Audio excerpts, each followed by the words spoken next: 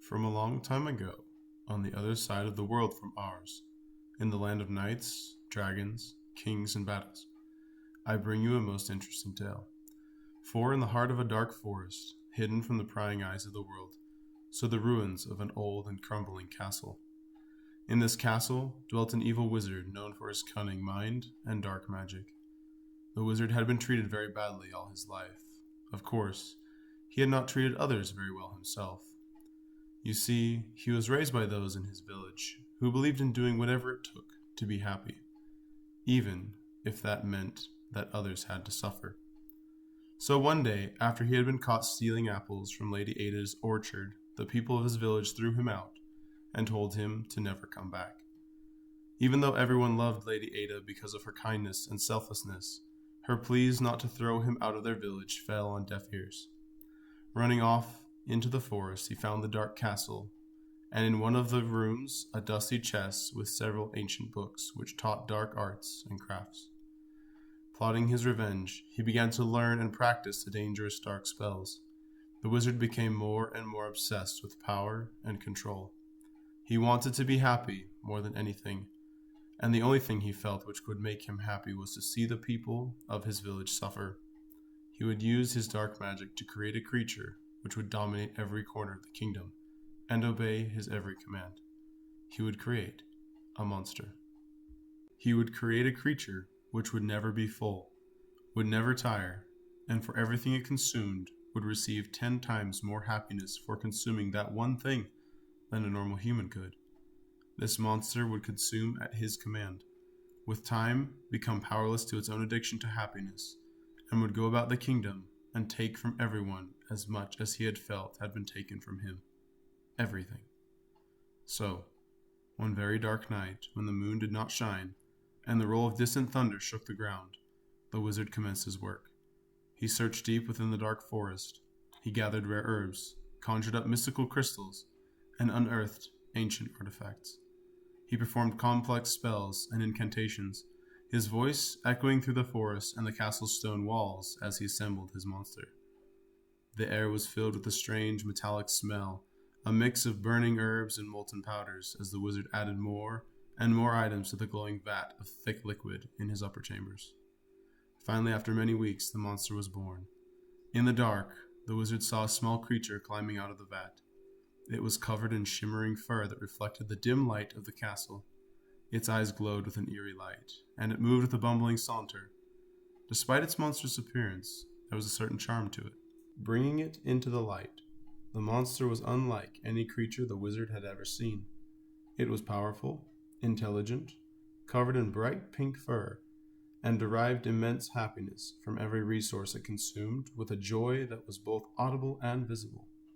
The wizard watched as the creature roamed around his castle, its deep gurgling and almost childlike laughter echoing through the halls. He could almost taste his impending victory and was intent on releasing his monster's wrath on his boyhood village. But first he wanted to know if he had created a thoroughly all-consuming monster. So he began by feeding it food, first in small, then large quantities. When he had run out of food in the room in which they were, he descended to the cellar to see what other foodstuffs the monster would be willing to consume. When he returned, he saw the tail end of a note he had written on a piece of parchment disappearing into the monster's little mouth. A wooden spoon, a metal bowl, a moldy book, and an old wax candle were also missing. It had consumed them all, the monster's visible and audible pleasure growing by the second. The wizard stepped forward alarmed and picked up the little guy up from where he sat and carried it toward the cellar. It snuggled in his arms for a moment, gave a gurgle of delight, then reached for the hem of his cloak and took a massive bite out of it. The wizard balked and jumped away, dropping the monster on the floor. The monster rolled for a moment, got up unsteadily, laughed, then waddled toward him, shoving the last visible piece of cloak into his mouth, its arms wide open for another hug. In a sudden frightful realization, the wizard realized that he had better send the monster out toward the village before it decided it wanted the rest of his cloak. After many tries, he found that as long as his monster was eating something, that he could pick it up and move him without it reaching for anything on his person. But after several unsuccessful attempts to get the monster to walk into the woods, he decided to lock it outside the castle gate. This seemed to work. And as the wizard climbed the stairs to clean the mess that the monster had made, he knew that come morning he could wake to the joyful sound of the suffering of the people of his village. Crash! The wizard sat up straight in bed. Something had fallen in his castle and glass had broken. He groped for the sword and his wand at the table beside his bed as he struggled to see through his tangled mass of long gray hair and his shirt which had come up over his eyes. As he flailed around for the table, his hand clutched a mass of soft silky fur. Crunch! A new sound of wooden splinters being mashed broke through the air. "Begone, vile wolf," said the wizard as he used his free hand to slap at the warm-moving fur. The wizard leapt back and cried out in pain as his hand was sliced open by an icy cold yet razor-sharp metallic edge. He yelped as he fell off the other side of the bed and landed on the floor. As he finally tore his shirt open to see his skilled opponent, a familiar deep gurgle of joy came from behind his upturned bedside table. Clutching his hand, the wizard carefully moved around the bed to have a look. Crunch! This time the metallic sound of cracking metal was heard as the wizard gazed upon the monster he had driven away the night before. The plump little monster was seated, looking back at him with a childish grin of accomplishment and joy, holding one half of his sword in one hand and the other blood-stained half in the other, chewing on a piece of the metal as if it were a piece of toast. The wizard collapsed to the floor in shock and watched as a little pink ball of joy waddled slowly around his room, eating everything it came into contact with. It burped blue smoke and giggled when it drank his most powerful death potions. It uttered a squeak of delight when, while chewing out a leg on his heavy oak wardrobe, it fell on him. Of course, he ate the whole wardrobe and its contents, taking great pleasure in polishing off the robe it hadn't finished the day before. When the room was completely empty, the monster burped again and waddled out of the room. When the wizard came to himself, he stood up weakly and looked around. There was nothing to be seen. As he moved from room to room, he found them all empty. The tower and its ancient ballista, the armory with its rusty weapons, even his chamber pot and contents were gone. Everything that might have been of help to him at this moment was gone. Only the clothes he wore and the stone walls of the castle were left. He collapsed against where the frame of the entrance to the great hall of the castle had been. Yes, the doors had been consumed as well. "They will hunt me down for this, and we will all die," he lamented. "Perhaps if I warn them, they'll spare my life, and I can slow our doom," he thought as he ran out of his castle and into the forest. In the quaint village of Elderglen, the village children, their faces glowing with excitement, were seen scampering down a cobblestone path, their tiny hands clutching apples, loaves of bread, and other food items. The villagers in their shops and fields watched in bewilderment as more and more of their children could be seen disappearing into old Lady Ada's orchard. "Where are you going with our food?" a concerned mother called out. "We found a laugh monster," a little girl replied, her eyes sparkling with joy. The adults exchanged worried glances, then followed the children, their hearts filled with concern. As they reached the orchard, they were greeted by an unexpected sight. The children were piled on top of and around a small, pink, fuzzy creature, feeding it apples from the trees and other foodstuffs they had brought. The creature was unlike anything they had ever seen. It giggled and laughed as it devoured everything the children offered, its infectious joy spreading to each of the children near it. The children had taught it to trade hugs for food, and they all squealed with delight at the affection they received each time their turn to get a hug came. The selfish villagers felt a strange warmth spread through them, a feeling they hadn't experienced in a long time. The creature's happiness was contagious, and they found themselves laughing as their children dragged them over and forced them to trade a hug for an apple with the tiny monster. The children adored the creature, their laughter echoing through the orchard as they hugged, tickled, and played with it. Soon they all led the little monster back to the village, and in the days that followed, the villagers vied, schemed, and plotted against each other for the creature's attention. They wanted the pink monster in their homes, hoping to attract the other villagers to gloat about how much better they were because they were able to offer the creature things that it wanted. The creature, oblivious to their intentions or what they offered it, happily moved from house to house, consuming everything it received. After 2 days of festivities, it was obvious their food stores were rapidly depleting. The creature's insatiable appetite had consumed the majority of their food.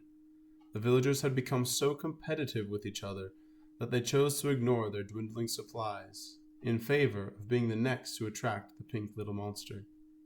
Finally, on the third day, the villagers of Elderglen were unable to remain silent any longer, and the village council was called together. For the first time in many years, the villagers gathered not to compete against one another, but to discuss the crisis they had all jointly created. There was much squabbling and disagreement, but they all agreed on one thing. They needed to save what little food they had left, or they would starve before winter's end. After much deliberation, they decided that the best course of action would be to take the creature far away from the village and drive it away. The thought of harming the creature was unbearable, especially for the children who had grown so fond of it. So with heavy hearts, they led the creature away from the village, hoping it would find a new home elsewhere. However, to their surprise, not 1 week later, the creature was back. Its wide grin as infectious as ever. They found it on the outskirts of one of their fields, eating through the vines in a blackberry patch. It was eating everything, as always, even the trellises holding the fruit off the ground. It seemed to have grown even fonder of the villagers and showed no signs of leaving. The villagers were at a loss. They couldn't bear the thought of trying to kill the creature, but they also couldn't afford to have it eat anything else. The villagers decided to set out deterrents to keep the creature at bay. They dug trenches around their fields and homes, deep enough to prevent the creature from crossing. They filled the trenches with thorny bushes and brambles, and they also constructed wooden palisades around their doors, with the sharp ends pointing outwards. With their defenses set up, the villagers once again led the creature away from the village. They left it in a lush forest, far away from Elderglen. They returned to their village full of worry, but hopeful that their plan would work.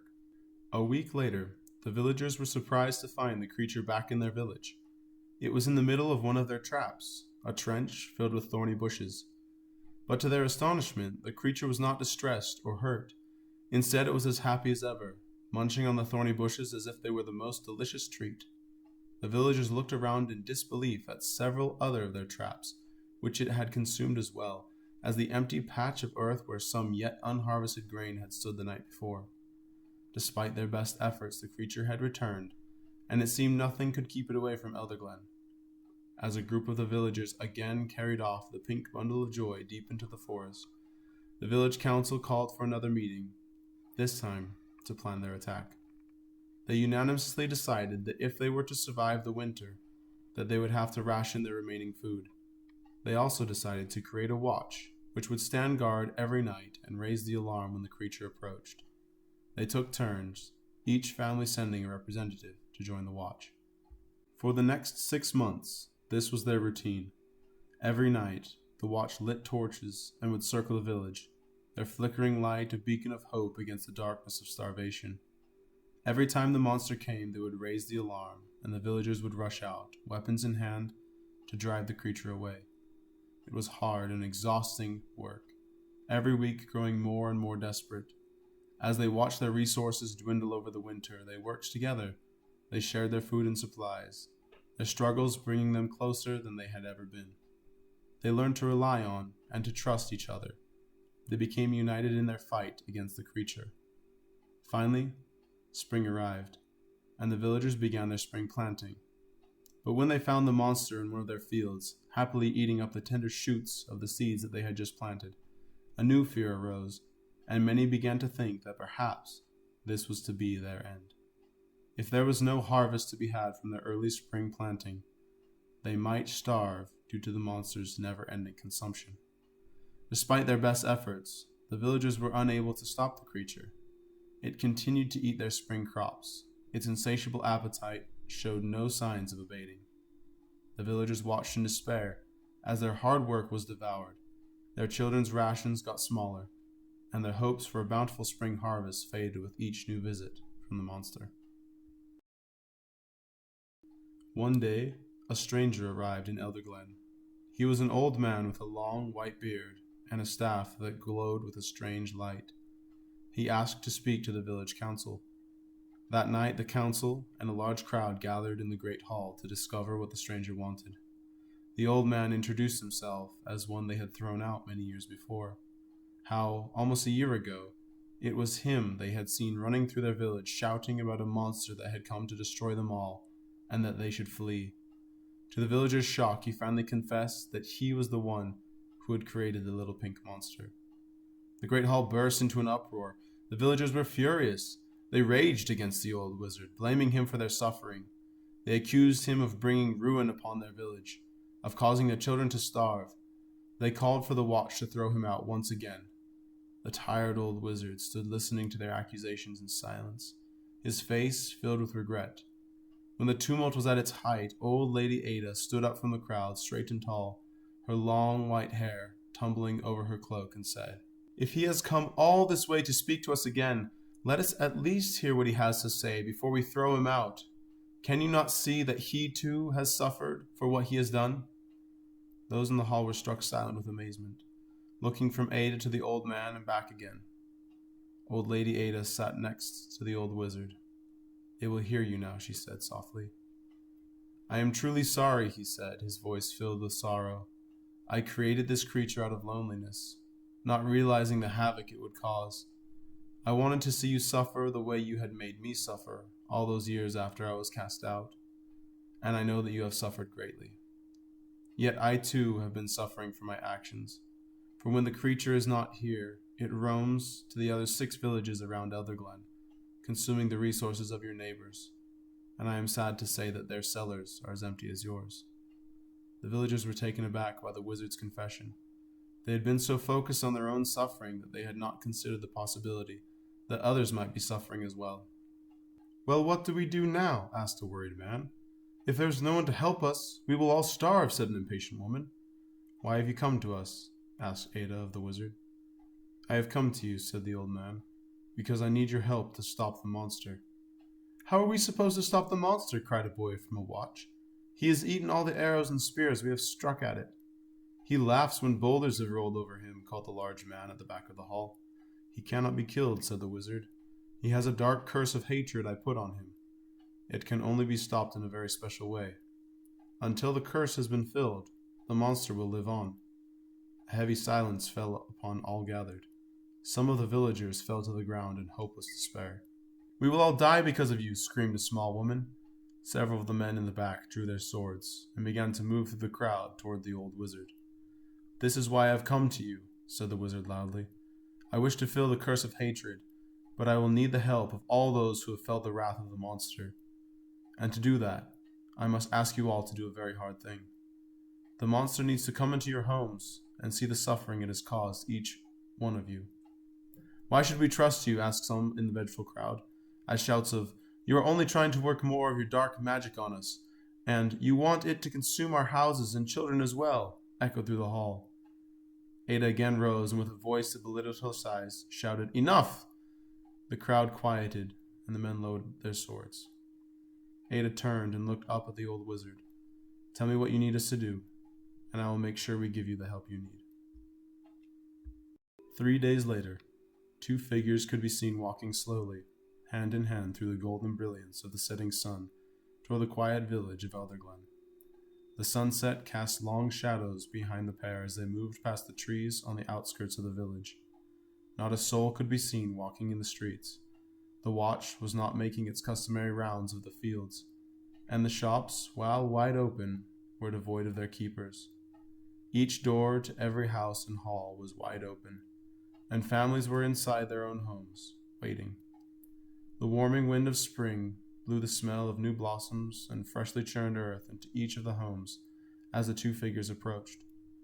As the pair reached the edge of the village, it could be seen that it was the old wizard, dressed in a long, worn cloak as always, but looking more stooped and exhausted than he ever had, sweating with effort at each step. His old age showed as he walked, and he appeared to have a massive weight on his shoulders as he moved toward the first open door. To the anxiety of the villagers and the fright of the children, holding his hand was the little pink monster. Only there was something different about the normally bubbly bundle of joy. It was crying. Its pink fur turned dark and matted, stained with tears and dust. The old wizard led the little furball into the first house, and walked it into every room, allowing it to gaze upon the empty cupboards and shelves. When the silent pair reached the room where the family of the house was gathered, the wizard guided the monster toward them. The children backed away, shaking their heads or crying as they beheld the reason they had gone to bed hungry for the last few weeks. Whenever the monster reached out, as if to hug those it recognized, the wizard would gently pull it back. The monster would look up at the wizard as new tears would roll down its already matted fur. When the monster saw something to eat, it would again weakly move toward it and reach out its tiny little arm to grab it. But again the wizard would pull it back, and fresh tears would fall. And so the pair went to every house, every room, and every person, seeing everything, taking in all the suffering that they had caused, the tears on every face, the hatred in all the eyes, and the emptiness of every house they passed. Over and over again the same sad scene was repeated. Imperceptibly, the monster began to reach a little less each time, until eventually it stood in silence as the wizard took it to face each person, room, and cellar in the village. Always fresh tears at every new face, every empty room, and every ravaged field. Finally the pair visited the last house. As they walked out, the wizard paused and looked back at the mass of people who had followed behind him at a distance on the main road. He looked for a long while, taking in everything, every face, house, and the remaining vegetation in their fields. Then, looking back with tears of his own at the villagers one last time, he knelt down and turned the pink little monster to face the crowd. Fresh tears again wetted the fur, and large droplets began falling on the first few blades of greening grass on the path. Turning the monster back to look at him, the wizard said, "It is time to go home now." He stood slowly and made his way to an overgrown yet familiar path that led deep into the dark part of the forest. The monster pulled its eyes away from the people, looking down with shame, then following slowly and tiredly after the wizard. As the pair moved out of sight, one might have thought that they could hear the soft sound of weeping coming from the creature as they watched the large tears roll freely from its eyes onto the ground. When the two had fallen from view, the villagers returned to their homes and shops, securely locking the doors and windows as they had for so many months. However, on this night, no watch would light their torches. The swords and spears would sleep soundly in their racks, as those who wielded them would in their own beds this night. Yet a small group of children and old Lady Ada remained, staring off into the dark forest as the sunlight slowly faded into the night. "Did he really do that in 6 other villages?" asked the child of Ada quietly. "Yes, he did," replied Ada softly. "He started at sunrise." "What will happen to them?" asked the girl. "They are going to learn an important lesson," Ada said, "that the happiness of one person never justifies the suffering of others." That's what they both had to see. "Where are they going now?" asked a small boy. "They are going back to the castle," said a girl, looking up at the woman. Ada did not reply for a moment, but stared off toward the last light of sunset as it faded beyond the purple mountains to the west, its orange rays lighting her face as the wind gently caressed her flowing white hair. "Yes," said the old woman. "Then they are going home." Several hours later, when the night was darkest, several of the villagers who were still awake saw a quick flash of pink light and heard a soft rumble from the direction of the forest. The next morning, as the golden rays of the morning sun kissed the tops of the houses in the village, 2 girls and a boy could be seen running through the overgrown trail to the dark castle, their footsteps pounding along the path, over the small streams and rivulets, behind the vines, and over the rocks along their way. After running for some time, the 3 slowed to a jog, and then a slow walk, as the dark trees gave way to a large clearing which had not been there the day before.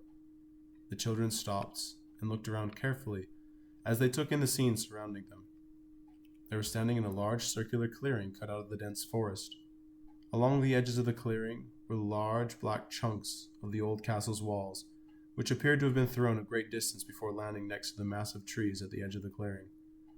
Passing through the ring of large black stones, the children found the forest transformed into a field of flowering fruit trees, as far as the eye could see. They filled the circle, many of which were already heavy with ripened fruit.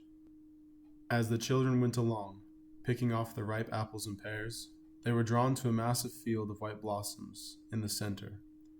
When they neared the center of the clearing, the trees gave way to a small knell of soft, knee-high grass. At the center of the circle of grass knelt Ada, with a peaceful expression on her face. Next to her lay the body of the old wizard, his body cold and stiff, and appearing as though he had been thrown upon his back by a great force. But to the great wonder of the children, the wizard's ragged, black cloak had been replaced with a white tunic lined with golden trim. His hair had turned white, as the old woman's, and an equally peaceful smile graced his face. The old woman looked back at the children and reached out her hand to them, as, one by one, they each came and knelt beside her and the old wizard. "They're home now, aren't they?" asked the freckle-faced boy. "Yes," replied the younger of the two girls. "They're home."